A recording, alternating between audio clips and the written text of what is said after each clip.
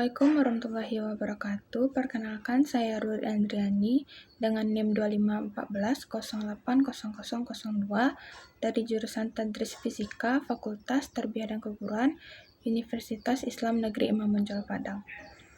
Jadi di video kali ini saya akan mempersembahkan video ajar mata kuliah biologi umum dengan materi pembahasan yaitu menjelaskan atom, unsur, molekul, larutan, dan aplikasi ikatan kimia yang terdapat dalam organisme hidup, menjelaskan unsur pembangun kehidupan, menjelaskan fungsi dan karakteristik air, mengemukakan alasan karbon sebagai bahan dasar senyawa organik penyusun kehidupan, memperjelas 4 makromolekul utama dalam sistem kehidupan, menelaah integrasi antara biologi dan Islam yang berkaitan dengan peran air dan dalam kehidupan.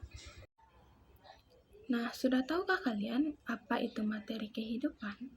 Dalam biologi, materi kehidupan mengacu pada semua zat, baik organik maupun anorganik, yang membentuk organisme hidup dan memungkinkan fungsi-fungsi biologi seperti pertumbuhan, metabolisme, reproduksi, dan respon terhadap lingkungan. Kita masuk ke pengertian. Yang pertama ada pengertian atom. Atom adalah unit dasar penyusun dari semua materi yang terdiri dari proton, neutron, dan elektron yang mengelilingi inti. Struktur dari atom ada proton, yaitu positif, neutron netral, dan elektron negatif. Sebagai contoh ada atom hidrogen, atom oksigen, dan karbon. Yang kedua ada unsur yang dapat didefinisikan sebagai zat murni yang tidak dapat diuraikan melalui reaksi kimia biasa, karena unsur adalah zat murni yang terdiri dari satu jenis atom saja. Sebagai contoh dalam tubuh manusia ada karbon, hidrogen, oksigen, dan nitrogen. Fungsinya oksigen sebagai respirasi sel, karbon sebagai komponen senyawa utama. Yang ketiga ada molekul. Molekul adalah gabungan dua atau lebih atom yang terikat dengan ikatan kimia. Bisa berupa unsur O2 atau senyawa H2, H2O, dan CO2.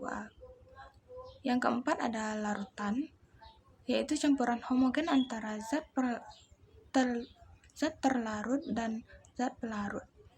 Dalam tubuh manusia, air sebagai pelarut utama, contohnya darah dan cairan sel. Baiklah, kita masuk ke materi kita yang kedua, yaitu unsur-unsur utama pembangun kehidupan. Yang pertama ada karbon. Unsur utama dalam semua molekul organik seperti protein, karbohidrat, lemak, dan DNA. Ada hidrogen sebagai komponen air, sangat penting dalam pembentukan energi. Oksigen yaitu penting dalam respirasi sel dan pembentukan air. Ada nitrogen, penyusun asam amino dan asam nukleat seperti DNA dan RNA. Ada fosfor, komponen DNA, RNA, dan ATP. Sulfur, ditemukan banyak beberapa asam amino, dan masih banyak contoh lainnya yang bisa kita temui di unsur-unsur utama pembangun kehidupan. Materi kita yang ketiga yaitu karakteristik dan fungsi air. Polaritas sebagai molekul air memiliki muatan positif dan negatif, memungkinkan interaksi kuat dengan zat lain. Ikatan hidrogen antar molekul air saling tarik-menarik atau memberi kestabilan. Pelarut universal dapat melarutkan banyak zat penting dalam reaksi biologis. Kapasitas kalor tinggi, menyerap panas tanpa cepat berubah suhu, menjaga suhu tubuh dan lingkungan. Kohesi dan adesi, yaitu air saling tarik-menarik dan menempel pada permukaan lain. Penting dalam kapilaritas, contohnya sebagai di akar tumbuhan. Dan masih banyak contoh yang lainnya yang sudah saya lampirkan di PowerPoint saya. Materi kita yang keempat yaitu alasan karbon sebagai bahan dasar senyawa organik penyusun kehidupan. Karbon adalah unsur utama dalam semua senyawa organik.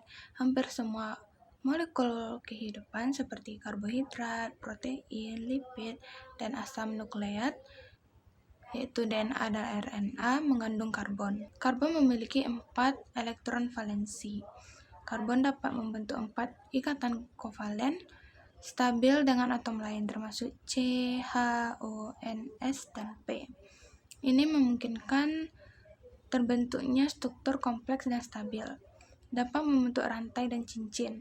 Karbon mampu membentuk rantai panjang yang bercabang serta struktur cincin aromatik dasar kerangka molekul organik. Fleksibel membentuk beragam senyawa, yaitu karbon bisa membentuk senyawa polar maupun non-polar, jenuh atau tak jenuh, dan sederhana atau kompleks. Stabil tetapi reaktif, yaitu ikatan karbon cukup kuat untuk stabil, tetapi juga cukup reaktif untuk memungkinkan reaksi biokimia penting dalam tubuh. Materi kita yang kelima yaitu memperjelas 4 makromolekul utama dalam sistem kehidupan. Ada karbohidrat, berfungsi sebagai sumber energi utama dan cadangan energi. Contohnya glukosa, sukrosa, pati, selulosa. Perannya energi cepat, membuat energi kita cepat, dan penyusun dinding sel tubuh. Ada protein yang berfungsi sebagai struktur sel, enzim, transportasi, hormon, pertumbuhan tubuh. Sebagai contoh ada enzim, hemoglobin, antibodi, dan insulin.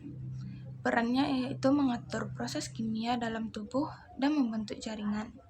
Ada lemak atau lipid, fungsinya sebagai cadangan energi jangka panjang, komponen membran sel, dan pelindung organ.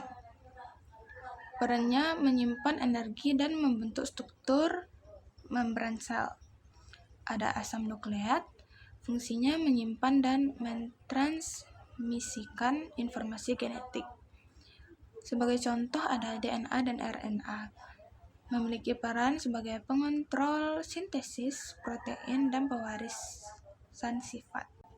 Materi kita yang terakhir yaitu menelaah integrasi antara biologi sains dan Islam yang berkaitan dengan keterkaitan materi-materi.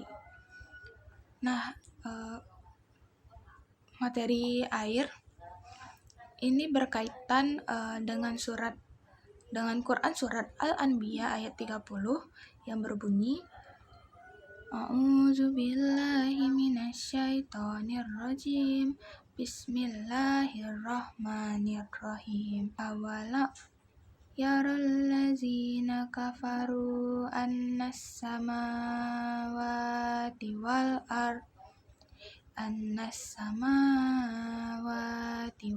ardu kanata ratqan fafataqnahuma waja'alna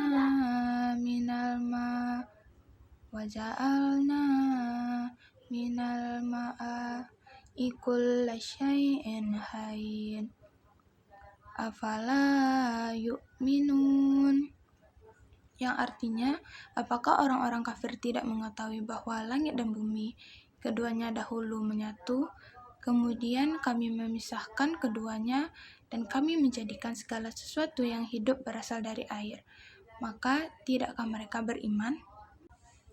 Nah, kita tadi sudah mendengar Quran Surat Al-Anbiya ayat 30.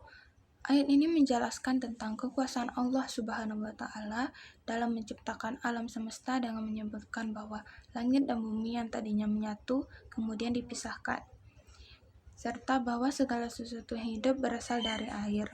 Nah, segitu saja pembahasan materi kehidupan dari saya. Saya ucapkan terima kasih. Assalamualaikum warahmatullahi wabarakatuh.